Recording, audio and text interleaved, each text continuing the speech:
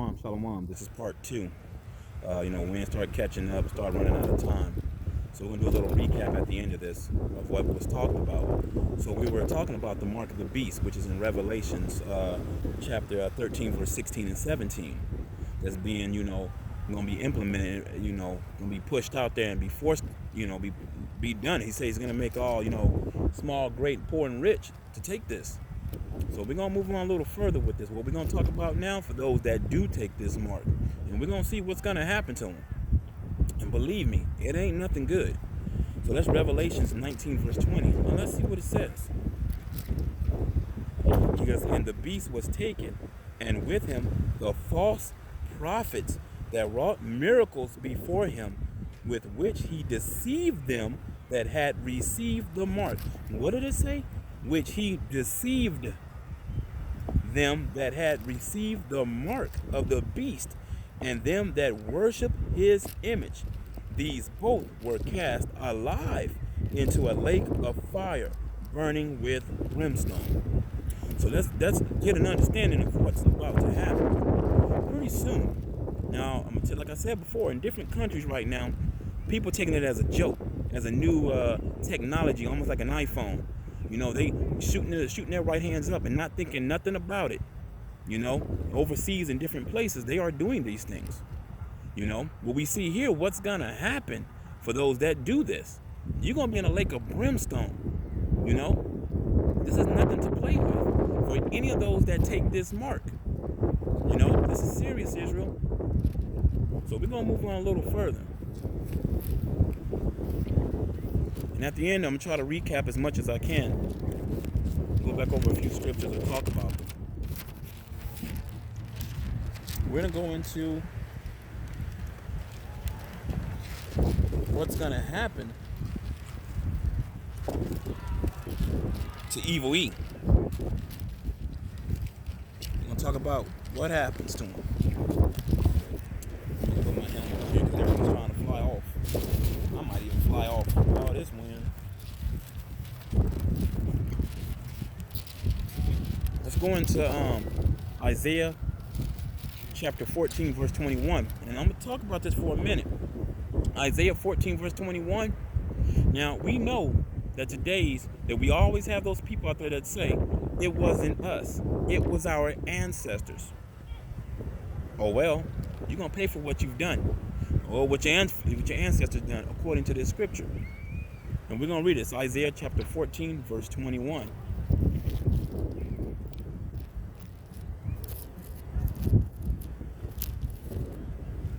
Isaiah 14, verse 21. And remember, this is for all the Edomites that say, it wasn't us, it was our ancestors. That's Isaiah 14, verse 21. And listen to what it says. Prepare slaughter for his children, for the iniquity of their fathers, that they do not rise, nor possess the land, nor fill the face of the world with cities. Now, of course, right now, you can't see behind me a bunch of people in the park playing around, but on the other side of me, there's nothing but cities. Nothing but garbage, built up, high-rises, and all kind of stuff. Yahweh didn't want this to happen. He's telling you, these people got to go, so they don't do this again. Let's go to that sweet spot. Prepare slaughter for his children, for the iniquities of their fathers. So what does that mean? You're going to pay for what your pappy, your grandpappy had did. That's what you're going to pay for. We're going to go a little further with this. We're going to go into, matter of fact, let's go into Obadiah once more. Let's go to Obadiah chapter 1, verse 18. And let's see what that says. And this should bring a smile to Israel, because these are the things that are coming for our enemy, for all that they've done to us. So let's move on a little further with it. That's Obadiah chapter 1, verse 18.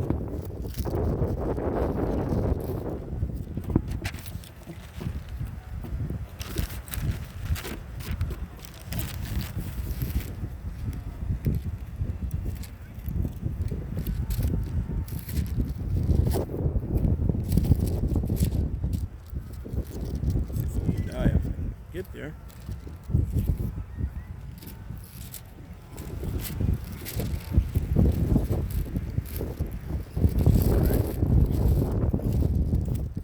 Isaiah chapter 1, verse 18. And let's see what it says. And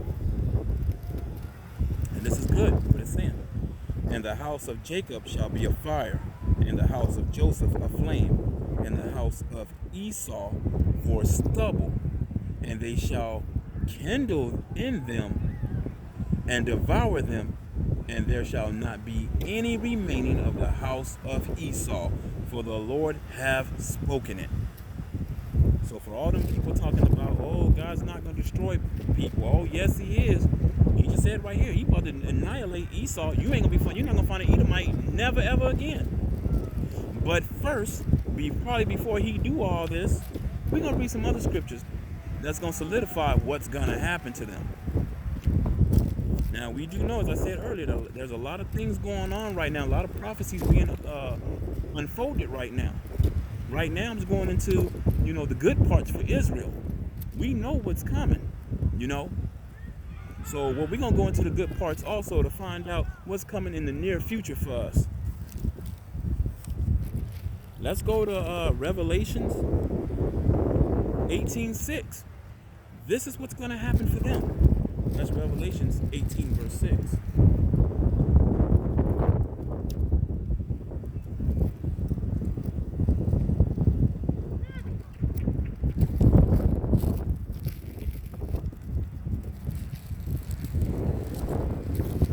Revelations 18, verse 6.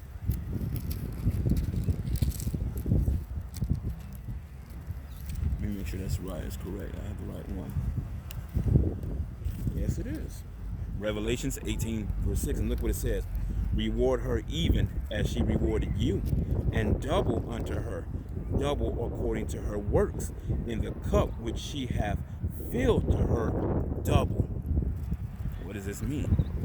See, another term we can always say, will go around, come around. Remember, Yahweh Bashem Yahweh Shai is well balanced. What was done to us will be done to them. As I always said, Christianity don't like reading these, and if they do read them, they got some bogus explanation about it. Especially that Isaiah 14:21. They definitely don't like reading that one. But we're gonna move on a little further, Israel, and I hope that you're following along and understanding what's coming down the pipeline. We're gonna go into Isaiah chapter 14, verse 1 and 2, so we can solidify what's gonna happen in the near future. That's Isaiah 14, verse 1 and 2.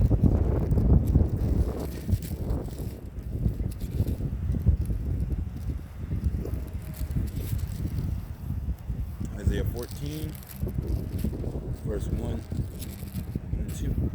And listen to this, Israel. This is beautiful what he's saying. Listen to this. It's gorgeous. This is Isaiah 14, verse 1 and 2. For the Lord will have mercy on Jacob, and will yet choose Israel, and set them in their own land. And the stranger shall be joined with them, and they shall cleave to the house of Jacob. And the people shall take them and bring them to their place. And the house of Israel shall possess them in the land of the Lord. For what? Servants, say it again, servants and handmaids. This is what's coming for them. And they shall take them captives, whose captives they were. And they shall rule over their oppressor. Now, saying this should bring a smile to every Israelite's face, because payback is coming. And it's going to come double for them. So, just for a quick recap, what we went into.